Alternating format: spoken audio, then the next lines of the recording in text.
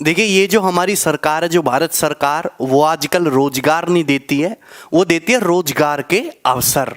और अवसर वो ऐसे पटकते हैं, ये लो अवसर, ये लो अवसर, और अवसर अक्सर छूट जाते हैं, लोगों के पल्ले पड़ते नहीं हैं।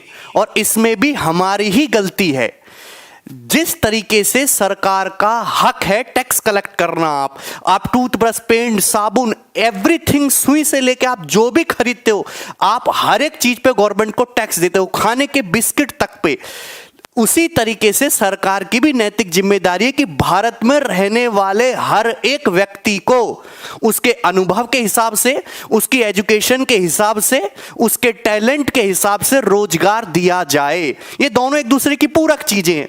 हाँ, देश की जनता तो सरकार का सहयोग भरपूर कर रही है, जरूरत से ज्यादा टैक्स देने को तैयार है, लेकिन सरकार को जितना रोजगार देने चाहिए उसका 10% भी रोजगार युवाओं को नहीं दे पाई है। तो ये क्या है? ये एक युवा विरोधी सरकार की तरह इसको देखा जाना चाहिए।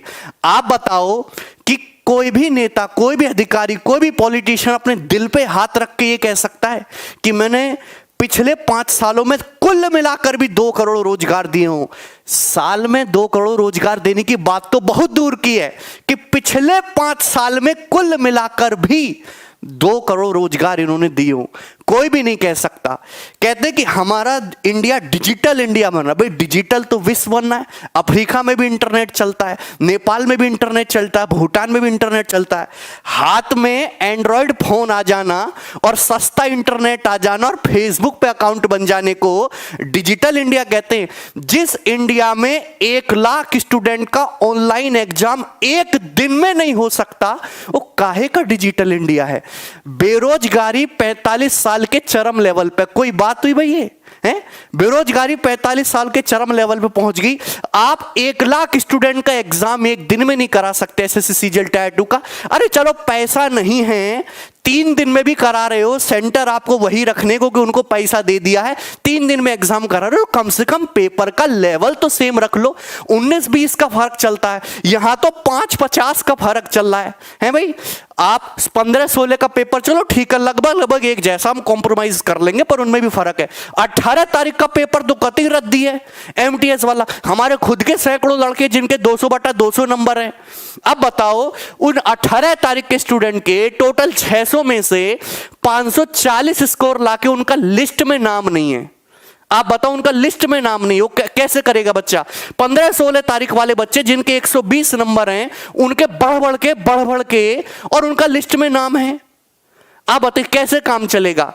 अगर आपसे पेपर नहीं बनाया जा रहा, आपकी टीसीएस पेपर नहीं बनाया जा रहा, आपका एसएससी पेपर नहीं बना सकते, तो हमको बुला लो। हमारे इतने सारे टीचर हैं, एक भी टीचर को बिठा दोगे ना, वो सेम लेवल के सैकड़ों पेपर आपको बना के दे देगा, सेम लेवल के सैकड़ों पेपर। आप मुझको बुलाओ, मैं ऐसे बढ़िया पेपर बना के दूंगा आपको। आप हमारे साथी टीचर्स को बुलाइए, इंग्लिश जीके वाले के, वो इतना बढ़िया पेपर बना के देंगे। आपसे सेम जैसा लेवल नहीं बनाया जा रहा है भाई, कैसे काम होगा? दूसरी बात ये कह रहे हैं कि हम सीईटी लाएंगे, कॉमन एलिजिबिलिटी टेस्ट, रेलवे के, बैंकिंग के, एसएससी के, सारे स्टूडेंट को एक साथ इकट्ठा कर लेंगे। तुम एक बात बताओ, तुमसे अलग अलग तो एग्जाम सही से हो नहीं रहा। तुम्हारी इतनी क्षमता है क्या? वाकई में तुम्हारे अंदर इतनी ताकत है कि तुम सारे एग्जामों को एक साथ करवा पाओ? अपने दिल पे हाथ रख के एक बार कोई भी कह सकता है कि मैं एक साथ पेपर करा दूंगा। तुमसे अलग अलग तो एग्जाम हो नहीं रहा और तुम कह रहे हो कि हम भैया उनको एक साथ कराएंगे, सबका पेपर एक साथ करा देंगे। भाई, तुम्हारे बस की नहीं है कुछ भी। आप बहुत अच्छे आदमी हो, आप बहुत अच्छा काम कर रहे हो देश में, बट एक बात माननी पड़ेगी, केवल एक बात मैं क्रिटिसाइज करूंगा कि आप युवाओं को रोजगार देने में पूरी तरीके से फ्लॉप रहे हो।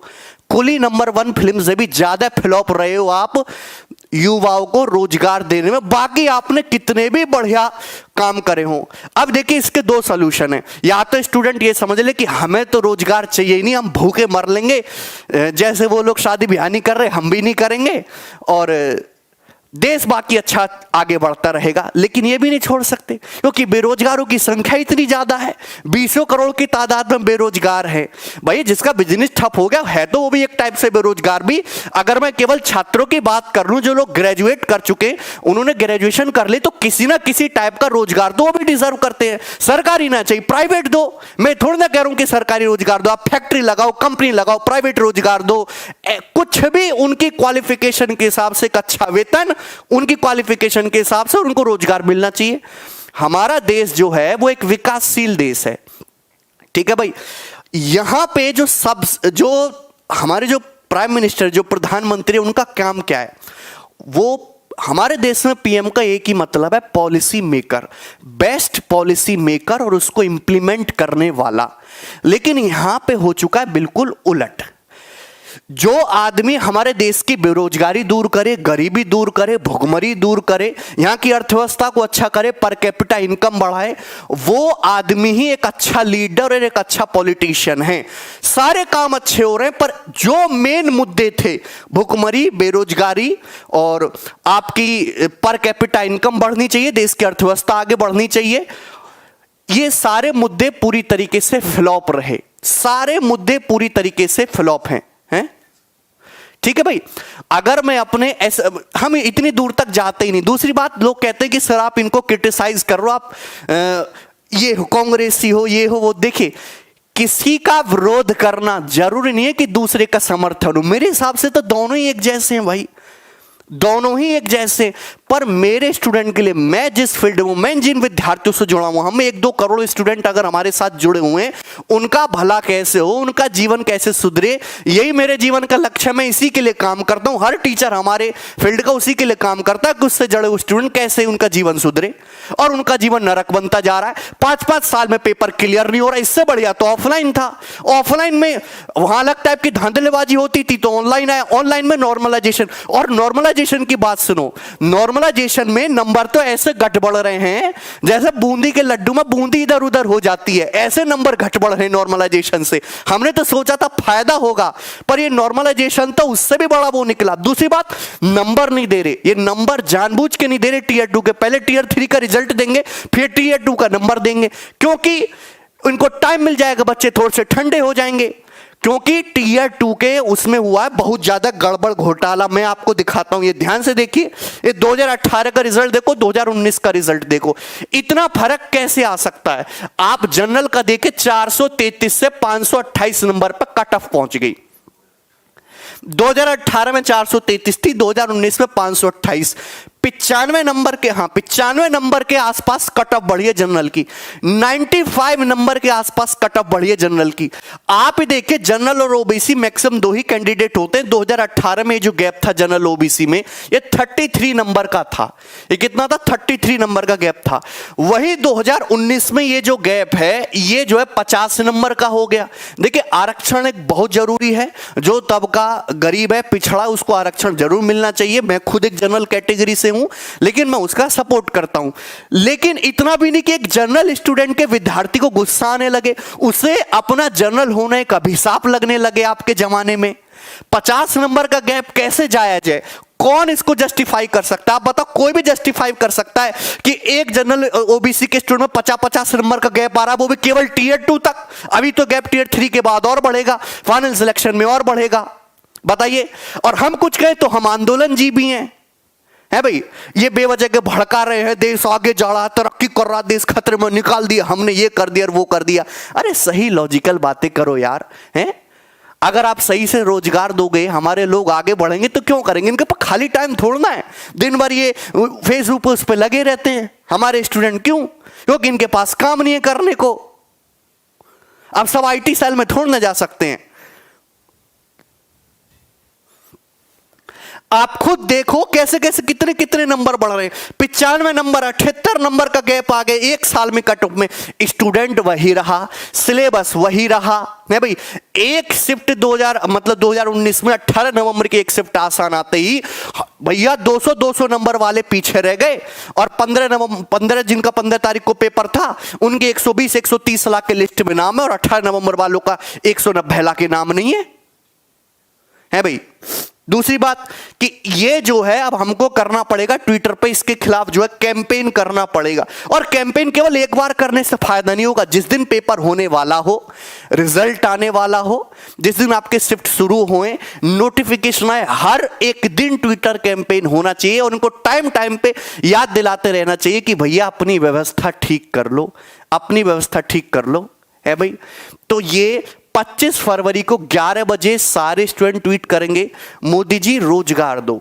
जिस तरीके से आप टैक्स लेते हो, इंडिया का सपोर्ट मांगते हो, आप आते हो रात को 8 बजे कि मुझे आप लोगों की जरूरत है, वैसे कभी एक बार इन बेरोजगारों से भी पूछ लो कि इन्हें किस चीज की जरूरत है? उम्र निकलती जा रही, इनकी नौकरी नहीं, 10 पैसा इन्होंने नहीं कमाया आज तक, घर वाले इनको गाली देते हैं, बताइए।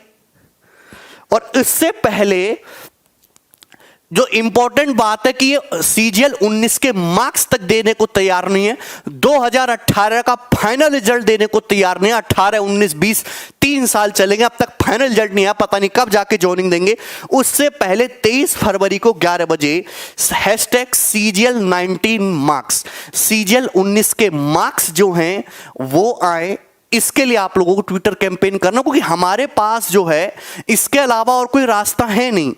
और ये लोग सुनते भी इसलिए नहीं है क्योंकि उन्होंने कभी इस टाइप का माहौल देखा नहीं। इनके लड़के जो है बढ़िया विदेशों में पढ़ते हैं, बढ़िया मर्सिडीज गाड़ी में घूमते हैं, ऐश करते हैं।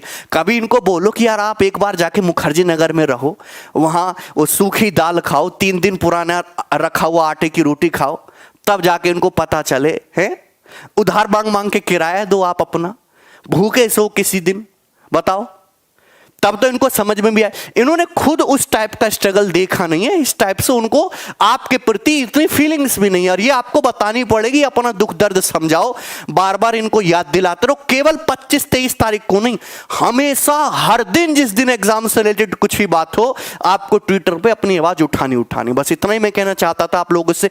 धन्यवाद। सब लोग एक साथ रहें, जुड़ कर रहें, अपने टीचर्स को भी सपोर्ट करें, क्योंकि टीचर सब धर ले जाएंगे एक दिन।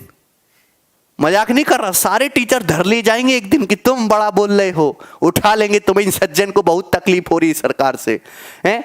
और तब उस दिन हमें तुम लोगों की जरूरत पड़ेगी और आप भाग गए तो फिर भैया सरकार जीत जाएगी। कुछ नहीं होने वाला, रहते ना जिंदगी भर बेरोजगार। I am 60 year old, I am बेरोजगार, जय मोदी करना। ठीक है, चलिए बाय। ठीक है, हाँ, ट्विटर पे आप लोग फॉलो करिए हमको, डिस्क्रिप्शन में लिंक है, मैं ट्वीट करूंगा, आप उसको रीट्वीट करते रहना बार बार।